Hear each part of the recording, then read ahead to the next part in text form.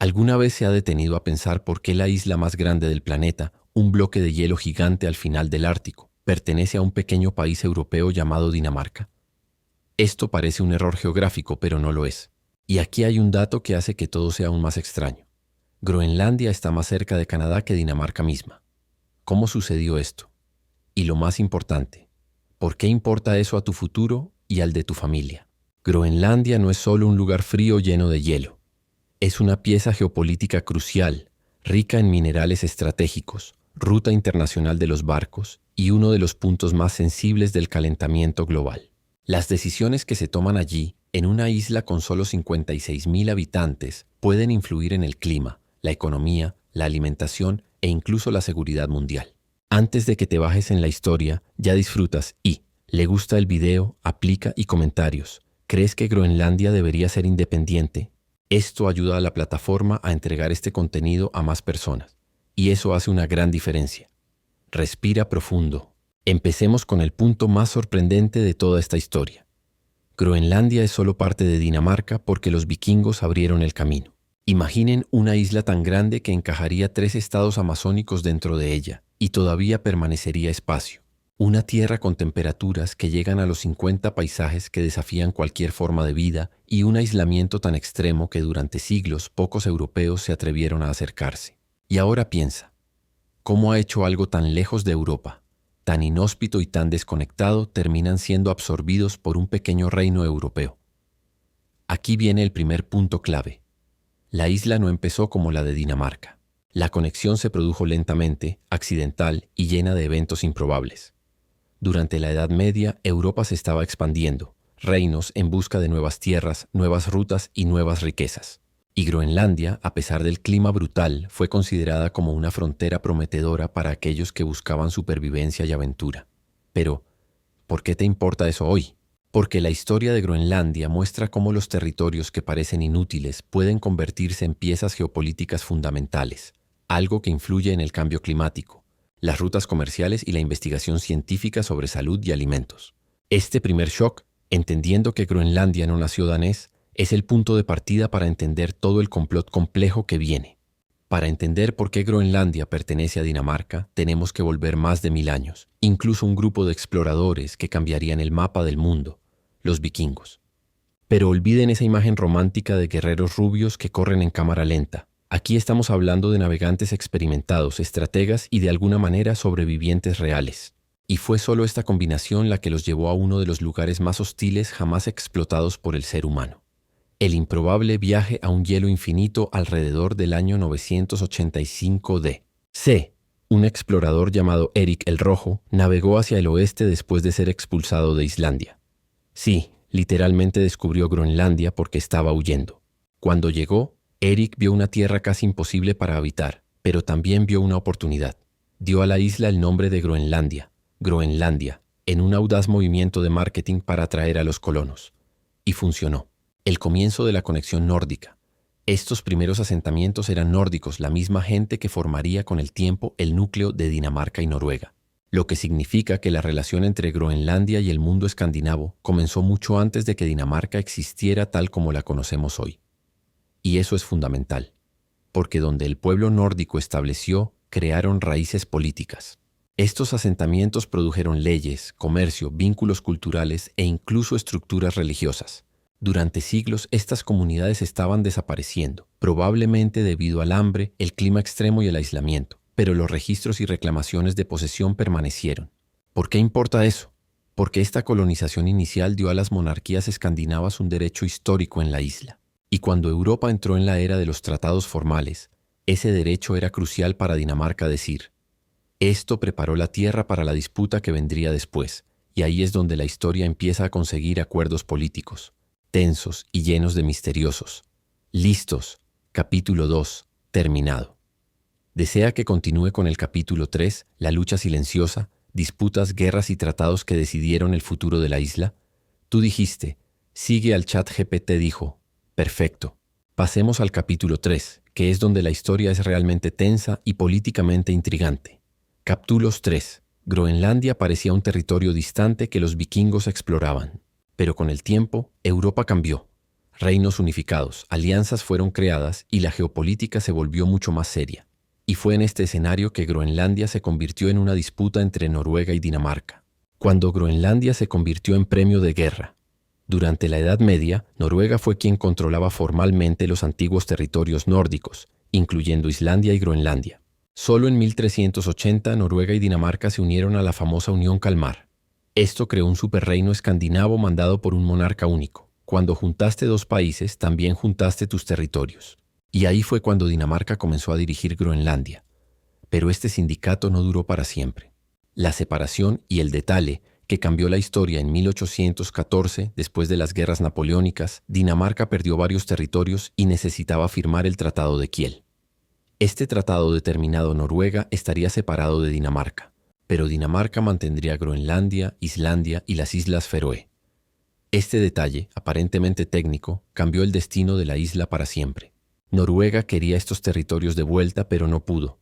Los tratados eran claros, el dominio era oficialmente danés.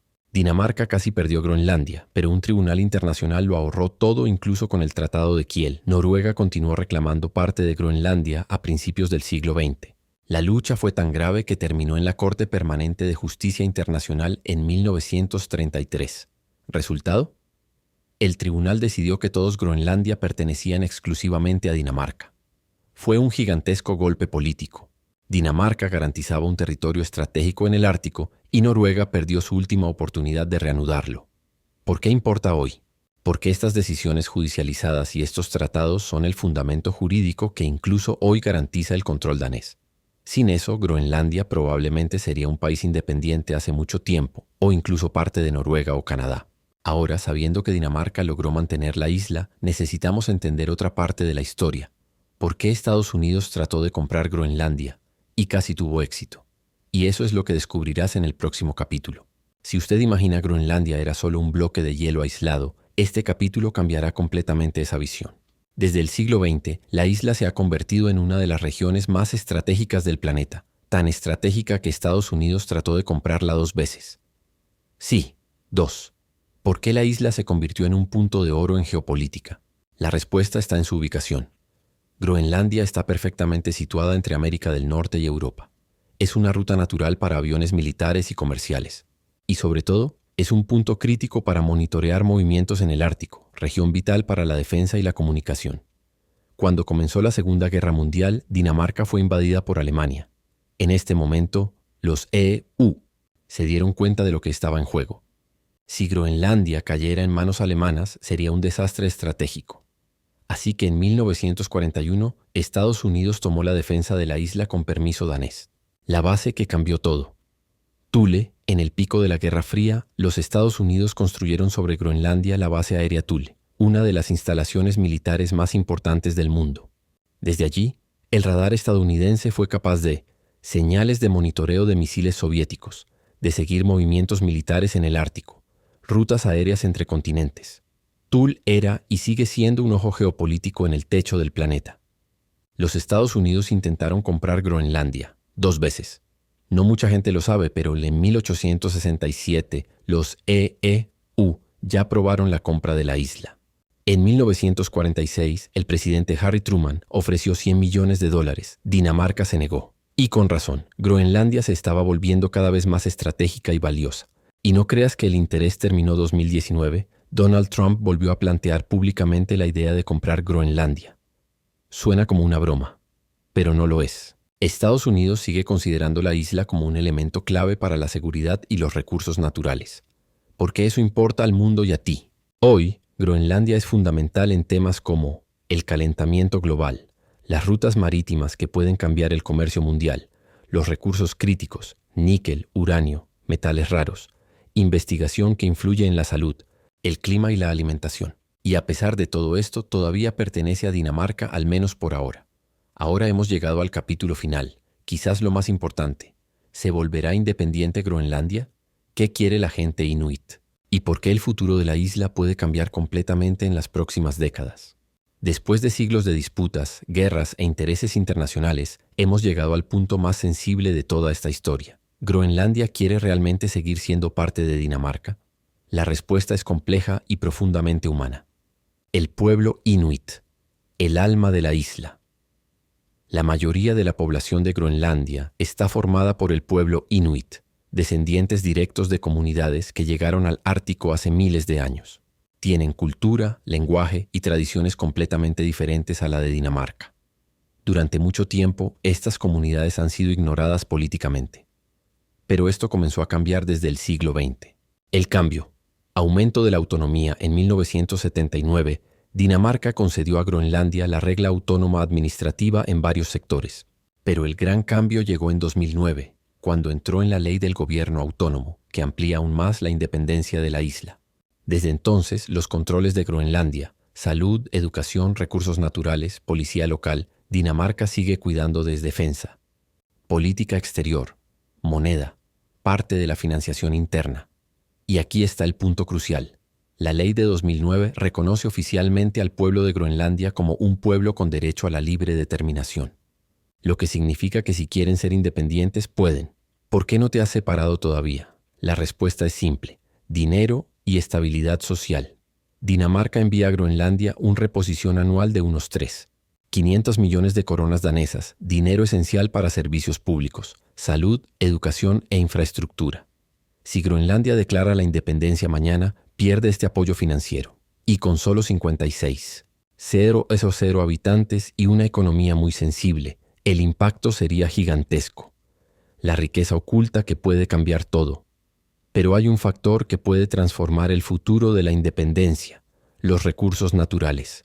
Groenlandia es rica en tierras raras, uranio, minerales estratégicos, minerales eléctricos, petróleo quieto, agua potable, rutas marítimas que se abrirán con la fusión del Ártico. Si estas riquezas son sostenibles, la isla puede convertirse en un país autosuficiente e incluso próspero.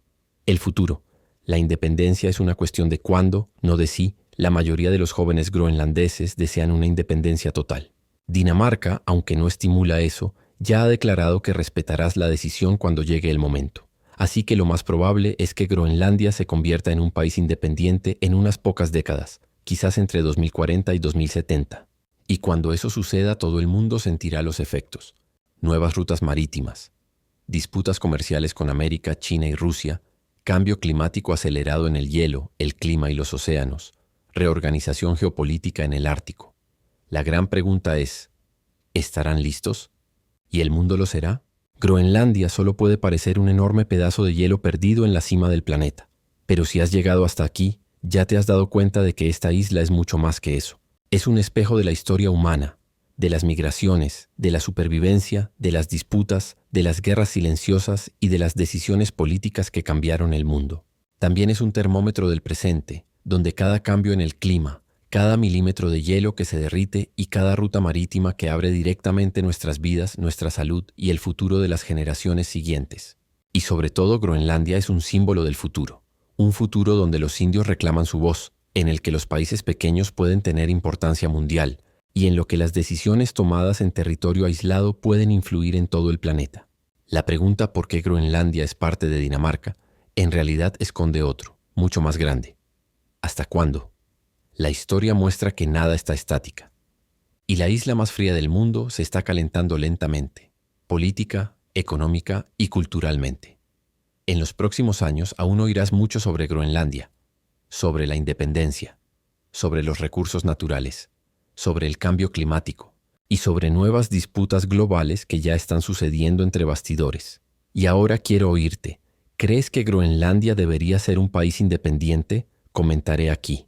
Leeré cada respuesta. Si este video te enseñó algo nuevo hoy, ayuda demasiado si es que disfruta del video, aplica al canal y comparte con alguien que ama curiosidades y geografía. Esto ayuda a YouTube a entregar contenidos de calidad a más personas y fortalece esta comunidad que está creciendo cada día más. Gracias por mirar. Nos vemos en el siguiente video.